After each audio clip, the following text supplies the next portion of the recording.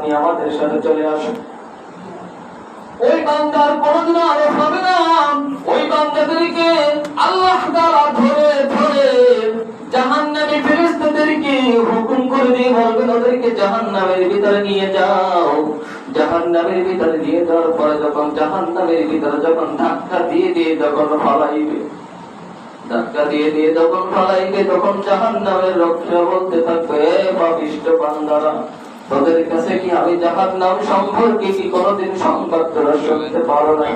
যেমন করে আজকে তোরা এখানে থাকবি, যেমন করে আজকে সহ্য করবি, তোদের কি কোনোদিন নবী রাসূল তোদের কাছে কি কোনোদিন আসে নাই? কোন হক্কানি আলেম তোদের কি কোনোদিন জাহান্নাম সম্পর্কে আলোচনা করে নাই? আজকে যেহেতু তোরা আল্লাহর সাথে নাফরমানি করেছো, যেহেতু আল্লাহর সাথে তোরা নাফরমানি করেছো, আর নাফরমানদের